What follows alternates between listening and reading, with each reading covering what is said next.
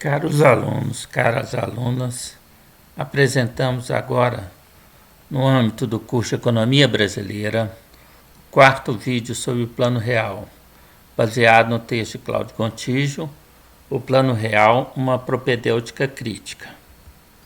Falaremos então, inicialmente, sobre a segunda etapa do plano, a moeda indexada. O primeiro foi o ajuste fiscal, como vimos no vídeo passado, A grande novidade do Plano Real consistiu na adoção da moeda indexada, através da Unidade Real de Valor, o RV, instituída pela medida provisória número 434, de 27 de fevereiro de 1994, que revisada por outras MPs que a sucederam, se transformou na Lei 8.880, de 27 de maio do mesmo ano.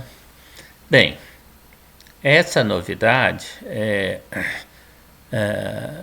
na verdade, significa que o Plano Real estava também objetivando eliminar a denominada inflação inercial. E dado o fracasso do choque heterodoxo do Chico Lopes, proposto pelo Chico Lopes, que na verdade representava o congelamento de preços, o que houve? Houve a opção pela segunda proposta, que foi formulada ainda, antes do lançamento do plano cruzado, referente à possível eliminação da inflação inercial. Bem, a URV representava uma unidade de medida de valor monetário, quer dizer, ela não é uma moeda, nunca foi uma moeda. Ela apenas era uma referência de valor, uma medida do valor, então tinha uma função monetária. Expressa era, então, uma unidade de medida de valor monetário, expressa em cruzeiros reais, de variação diária, pela média de variação do IPC, o Índice de Preço Consumidor da FIP, do Índice Geral de Preço da M de Mercado, da FGV, e o Índice de Preço de Consumidor Ampliado, também, do IBGE, prevendo-se sua transformação em moeda efetiva pelo Banco Central, quando passaria a denominar-se real, substituindo o cruzeiro real. Quer dizer, o que se fez? Que se fez que você passou a expressar todos os preços, tanto em URV quanto em cruzeiros reais, que era a moeda da época. E, eventualmente, você iria retirar de circulação o cruzeiro real e ficaria uma nova moeda que valeria uma URV, que seria o real. Até lá, esperava-se que os preços e o valor das demais obrigações pecuniárias, exceto os haveres do sistema financeiro, fossem expressos em cruzeiros reais e em URV. A finalidade desses dispositivos era promover a sincronização dos preços relativos. Quer dizer, isso veio do fracasso do Plano Real. Entre os motivos do fracasso, teria sido o fato de que, ao que se congelaram os preços, muitos preços teriam sido congelados atrasados. O que é um preço atrasado? É aquele preço que não propicia ao empresário o seu lucro normal. Poderia até representar prejuízo, então, dar prejuízo. Então, se você congelasse os preços, os preços atrasados, os empresários queriam, na verdade, atualizar esses preços. E quando pudessem fazer, por exemplo, quando ocorresse o descongelamento, e eles atualizassem os preços, isso causaria uma determinada taxa de inflação. Então, isso iria contribuir para o retorno do processo inflacionário. No caso dos preços públicos e das tarifas de serviços públicos, essas deveriam ser convertidas em URV por média calculada a partir dos últimos 4 meses anteriores à conversão. Então, o que você estava fazendo? Você não estava dando nenhum choque inflacionário, atualizando, que isso aconteceu, inclusive, vários outros planos. Você começava um plano de estabilização, mas com um choque inflacionário, através da atualização dos preços dos serviços públicos. Aqui não, aqui os preços vão ser convertidos pela média, né? Então, embora isso também tenha um impacto inflacionário, né, no mês, né, é um impacto que, na verdade, repõe apenas os preços anteriores, né, e eles já teriam sido repostos, eles já teriam sido atualizados, não repostos, né, quando da entrada do real, da nova moeda. Então, na verdade, toda essa você estaria com o FMG provocando a sincronização, isso era o fundamental, a sincronização dos preços. Todos os preços relativos ficam sincronizados, elimina-se a possibilidade de preço atrasado. Ficam sincronizados em URV, claro. De forma a se evitar aumentos abusivos de preços em setores oligopolizados e dos preços públicos e de tarifas de serviços públicos, determinou-se que o Ministério da Fazenda poderia exigir que fossem os reajustes devidamente justificados. Quer dizer, se eu vou reajustar meu preço, eu tenho que justificar. Se eu fosse do setor público, né, eu oferecesse um serviço público, que eu teria que fazer? Eu teria que justificar o reajuste de preço. Né? O reajuste de preço, na verdade, teria de ser baseado na média dos 4 últimos meses, né, os preços reais dos 4 últimos meses, ou seja, dos preços em URV, né, porque quando você instituiu o URV também funcionou para trás. O que funcionou para trás significa? Significa que você, usando os índices que compunham o URV, que determinavam a variação do seu valor, né, você podia usar esses índices para trás, constituir um índice de URV, né? E aí você via o valor do real e o valor da URV nesse momento. Real não, desculpe, do Cruzeiro Real, né? E aí você estabelecia qual é o valor da URV em cruzeiros reais, para todo o passado, né, que tivesse cruzeiros reais, você poderia fazer isso, né, por causa você estava usando índices de preço que normalmente já haviam sido calculados há muito tempo. Então você faria isso para os 4 últimos meses, né? Obteria os preços dos produtos, né? E no caso dos serviços públicos e dos produtos, você obteria os preços em URV, tá certo? Nos 4 últimos meses. E a média desses preços seria o novo preço que você iria colocar a partir, né, de março, né, porque a MP é de 27 de fevereiro. Então, os preços, na verdade, começaram, a URV, né, começou a operar em 1º de março. Então, os preços em março deveriam ser a média dos preços em URV dos 4 meses anteriores. Né? Os valores das obrigações pecuniárias de qualquer natureza contraídas a partir de 15 de março, a serem cumpridos ou liquidados no prazo superior a 30 dias, teriam de ser obrigatoriamente convertidos em URV. Quer dizer, até 15 dias você poderia fazer contratos, né, em cruzeiros reais, mas a partir do 15 de março, né, se sua obrigação fosse mais de um mês, né, se o contrato, né, tivesse um prazo de mais de 30 dias, né, o que teria necessariamente? Você teria que fazer o contrato URV. Os salários dos vencimentos do funcionalismo foram convertidos pela média aritmética do resultado da divisão de seu valor nominal, vigente em cada um dos 4 meses imediatamente anteriores, pelo valor em cruzeiros reais do equivalente ao URV do último dia do mês de competência. Que fala complicada, né? O fato é o seguinte, né? Vamos entender, né? Quando você recebe o salário,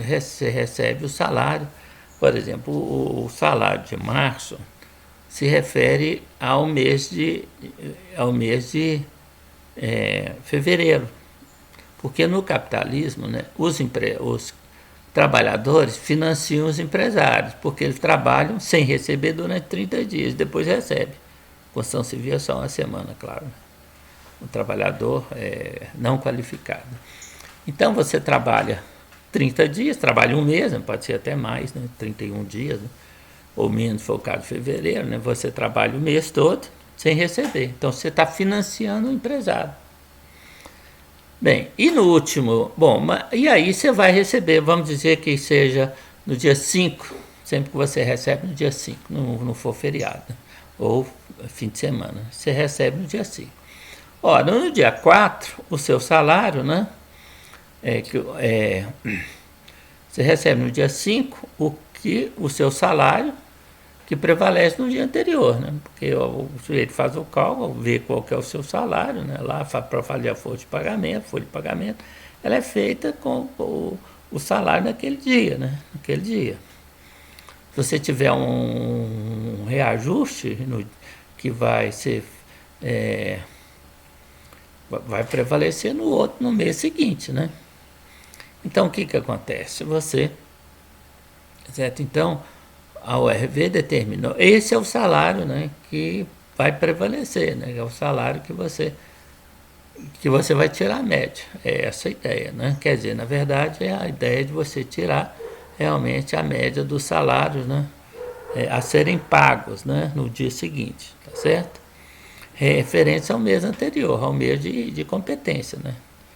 Bom, como nós falamos, né? Não se aplicou qualquer tablita aos contratos financeiros.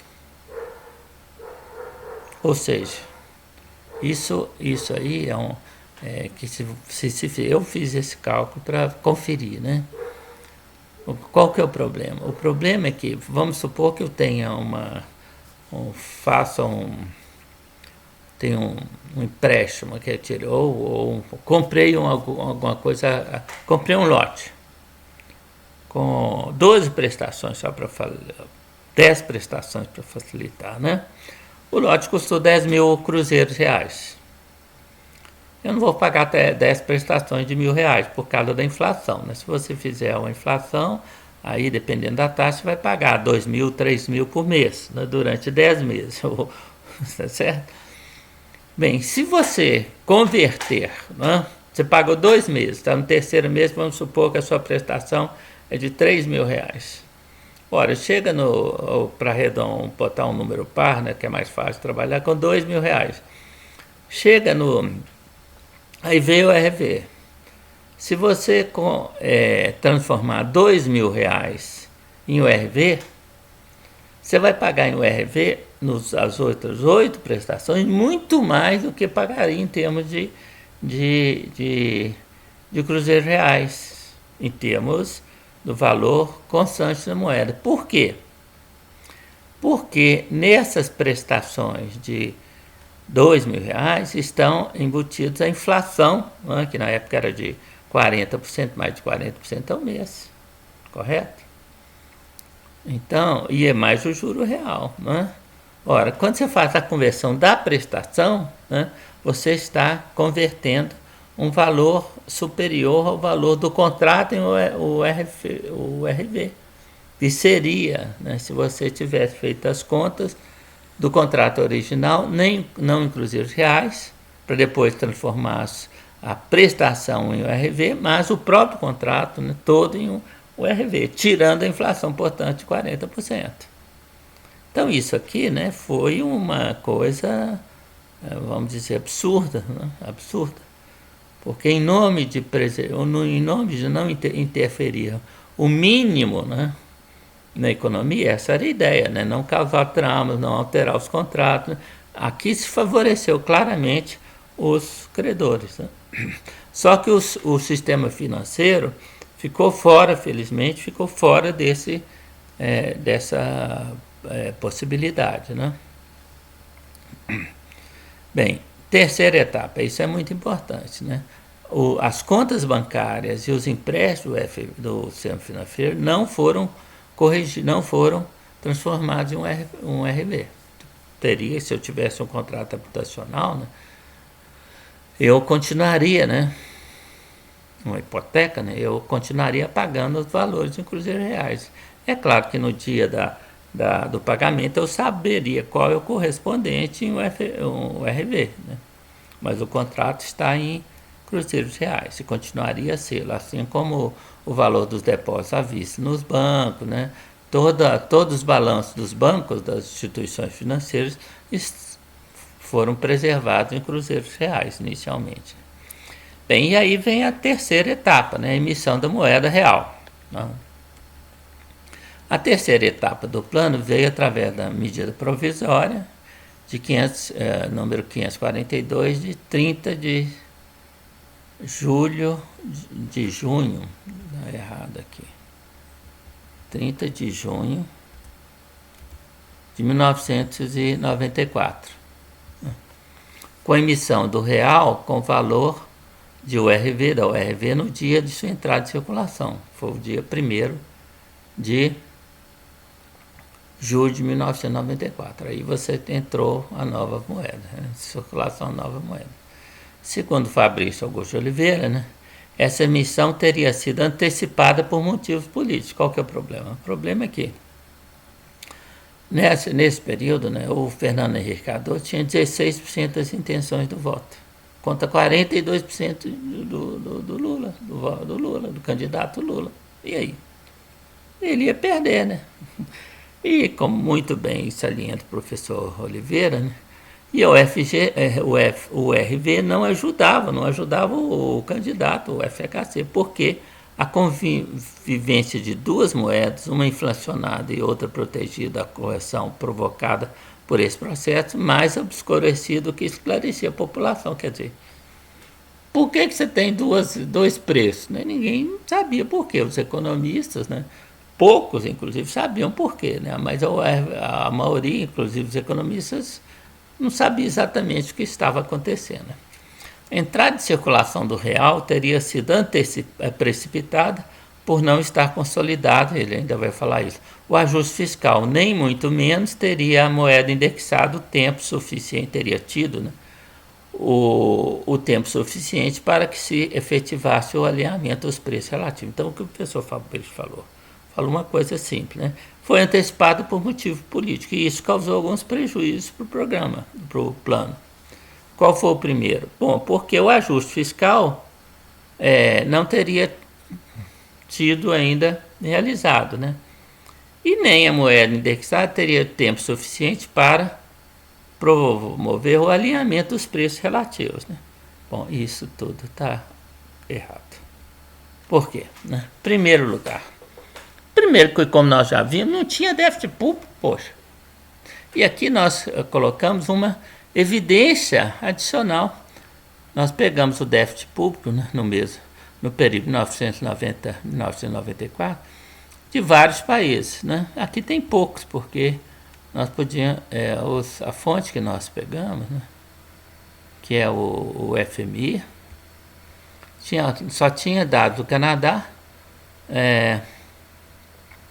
da Espanha e dos Estados Unidos. Mas tem mais países do quinquênio seguinte, né?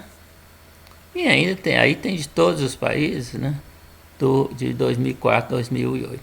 Ora, quando a gente vê esses dados, né, são todos, né, bem superiores aos dados do déficit operacional. Eu fiz o cálculo, é aproximado, né? Não é um cálculo rigoroso, mas ele não varia aí nem 0,2% do que seria, né? Ou mais. Se você pode exagerar, dá para mais ou para menos, talvez 0,5%, nem isso, não deve dar de jeito nenhum. Então, quando a gente olha, né, o déficit do Brasil era inferior, a maioria desses déficits aí, seguramente era inferior ao déficit do Canadá, da Espanha e da França no período de 1994 e 94. E nesse período era inferior também ao déficit da Alemanha,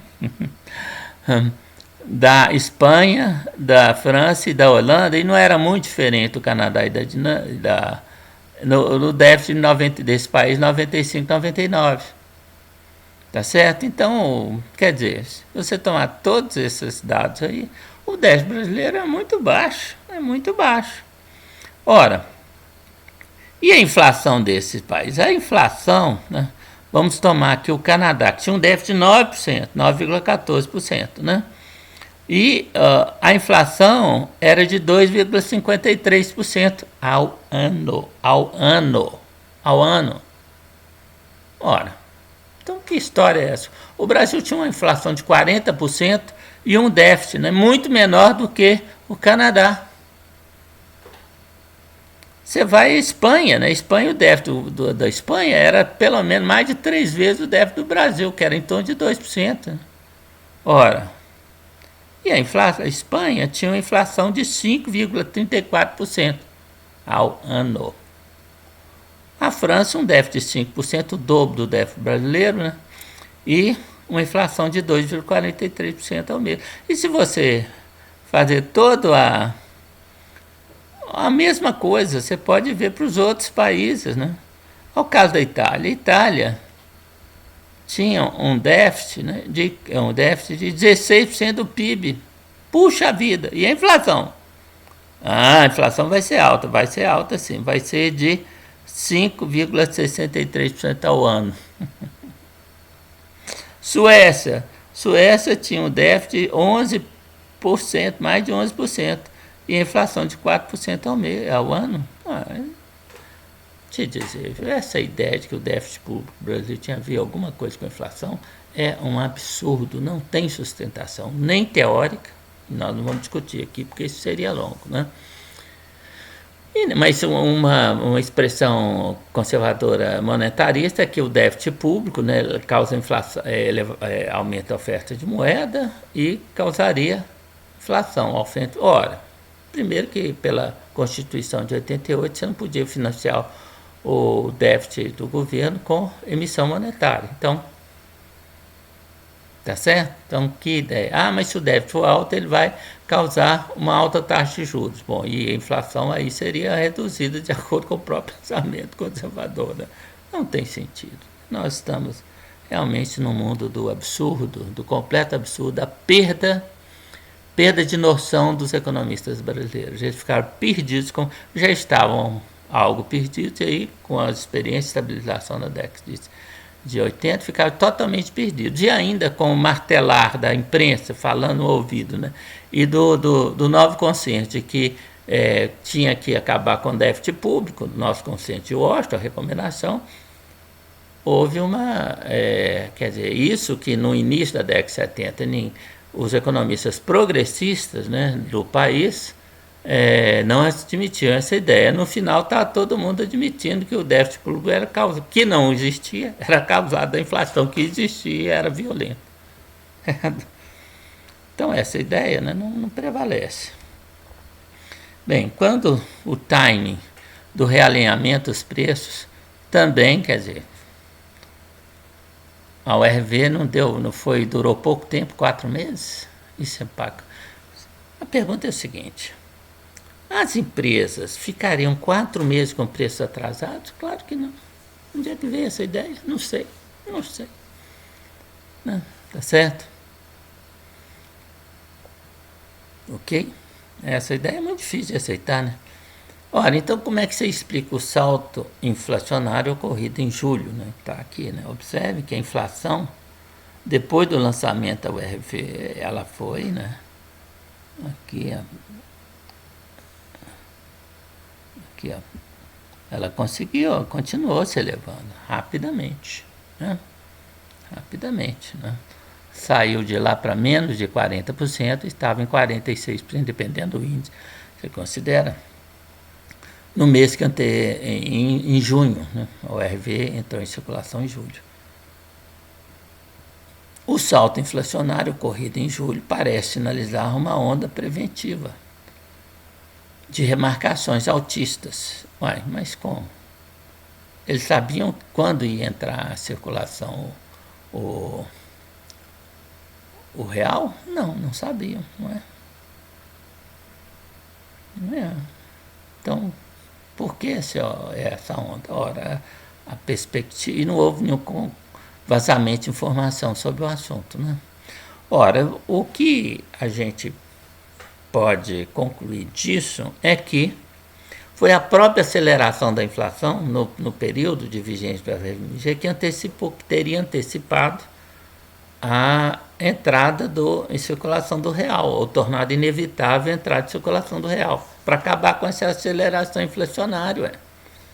Porque nesse ritmo você ia chegar a 50%, 60%, 70%, né, sei lá, em 6 meses. Então não podia ficar muito tempo a URV, né, tinha que passar para o real logo. Essa parece ser, e de qualquer maneira, né, 4 meses é mais do que suficiente, 1 mês é suficiente, ninguém vai ficar com preço atrasado. Então, é essa a ideia, né? É essa a ideia.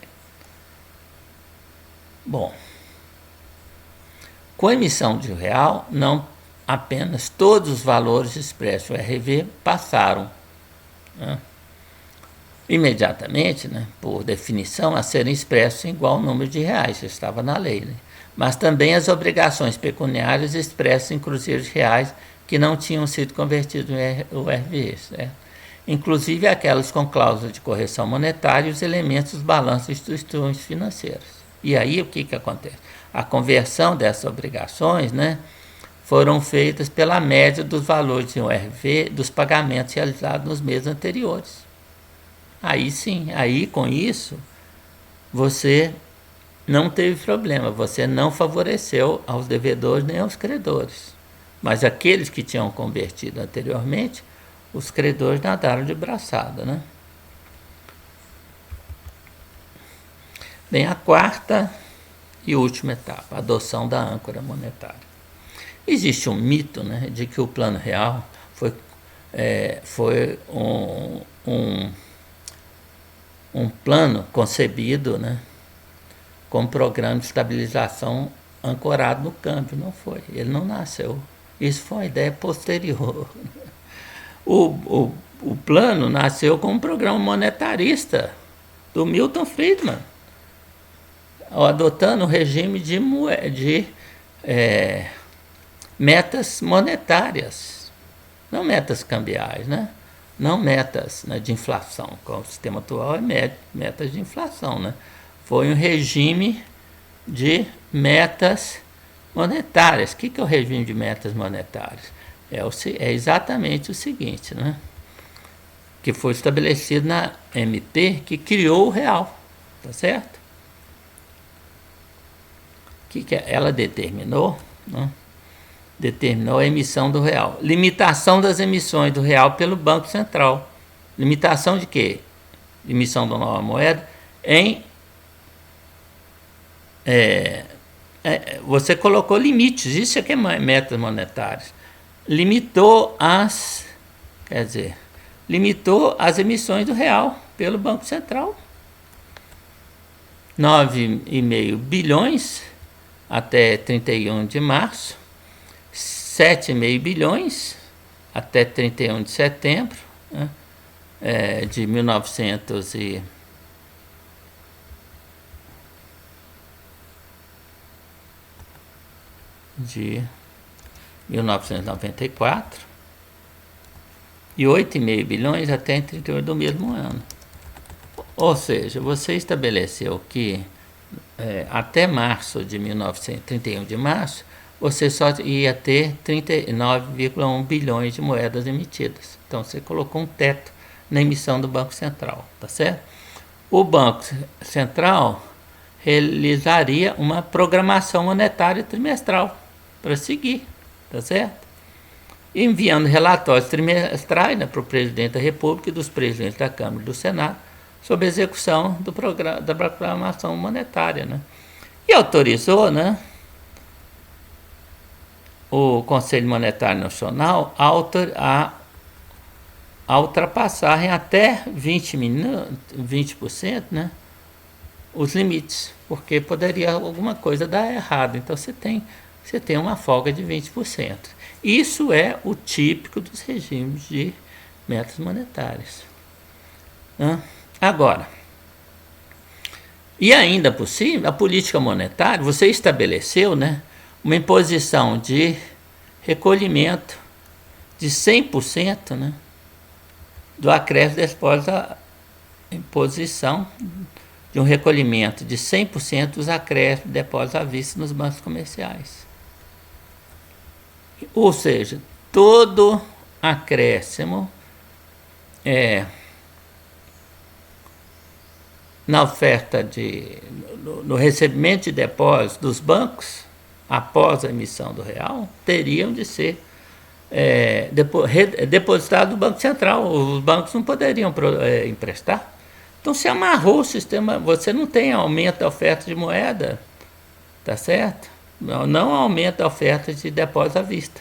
E o aumento de papel moeda de circulação está bloqueado pelos limites colocados no Banco Central. Isso é o projeto do Milton Friedman, de 1956, salvo engano, né? Mas está no Milton Friedman, claramente, 100% de recolhimento através do compulsório, né? Dos depósitos à vista dos bancos. Pronto, você estabeleceu o controle definitivo, teria estabelecido o controle definitivo da base monetária e da quantidade de papel de moeda em circulação, não é? Bem, só que aí você tem um problema. Por quê? Porque você pode ter remissão de moeda decorrente de saldo na balança de pagamentos.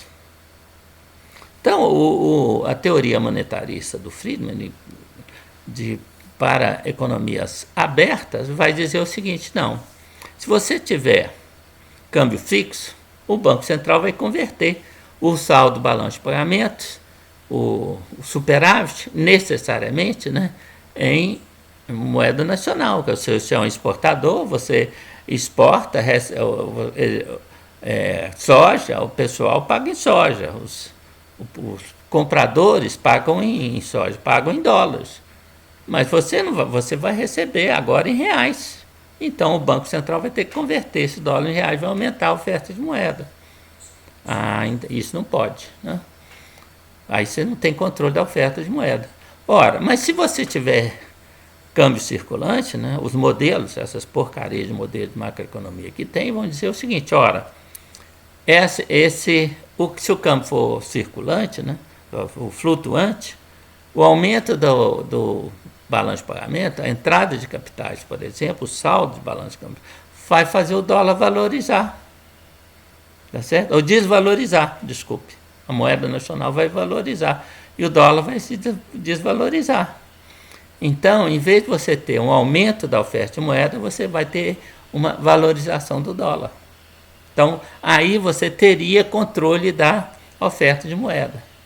E então você precisava ter o câmbio flutuante. Mas o câmbio, tá? Pela MP 542, né? O dólar um real vale $1. Então, como é que você vai? Você tem um câmbio fixo. Não. Aí a criatividade brasileira foi muito interessante, né? O pessoal é inteligente, né? Até certo ponto. Então, você fez o seguinte, né? Você tinha uma entrada de capitais muito grande no país daquela época, tá certo? Para começar, a taxa de juros, né, chegou a 60% reais. Então, ninguém achava que o Brasil ia quebrar mais, né? Então, o capital vinha para o Brasil, o capital de empréstimo ou capital de investimento, né? Principalmente investimento. Hot money vinha para o Brasil. Ora, então, o que acontecia, né? O Banco Central deixou de intervir no câmbio, então a taxa de câmbio caiu, né? Caiu. É isso aqui, ó. Ficou abaixo, né? Ficou abaixo, lá em torno de 0,92, né? E aí começou a flutuar a partir de então, para cima e para baixo. Então você estabeleceu um regime de câmbio flutuante, no qual, né, o valor do dólar está menor do que a paridade estabelecida pela lei. A lei não estabeleceu que o Banco Central devia converter os dólares, né, ao valor da paridade. Não, ele apenas determinou que R$1 em dólar. Então, continuou R$1 igual a $1, né, teoricamente, abstratamente, mas na prática o dólar caiu abaixo, né? Bem, então estariam postas desse modo as condições para a política monetária funcionasse como a âncora do nível de preço no Brasil. Isso foi, quer dizer, o Plano Real foi criado como moneda. Você terminava com a inflação inercial, tá certo? Através da conversão da moeda indexada, né? O RFE. Você sincronizava todos os os pagamentos, os preços em URV, tá certo? E aí, quando a URV virasse real, acabava a inflação inercial, né? Tá todo mundo com os preços atualizados. Ninguém está reclamando, porque, inclusive, do ponto de vista dos salários, né, houve a conversão pela média, né? Então, todo mundo, não houve ganho de salário, como houve no plano real, né? Salário real, o poder aquisitivo dos salários foi o mesmo de 4 meses atrás, então não houve perda. Houve ganhos e perdas no sistema financeiro, né? Não no sistema financeiro, nos contratos, né? De longo prazo, né? Quando foram livremente convertidos, né? Quem for boboca, que o devedor que deixou converter, tomou ferro, né? Tá certo? Em linguagem popular, né? Mas depois, quer dizer, quando entrou o RFG, entrou em circulação o real, isso foi, né? Todos os contratos que não haviam sido, de longo prazo, que não haviam sido convertidos, de todos os ativos e do elemento passivo do sistema financeiro foram convertidos em URV, né? E aí, né, respeitando no caso dos contratos, né, de crédito, respeitando aquela regra de que você tem que olhar o valor das prestações nos 4 últimos meses. Então, resolveu-se o problema, né? Bem, e aí, não é? Só que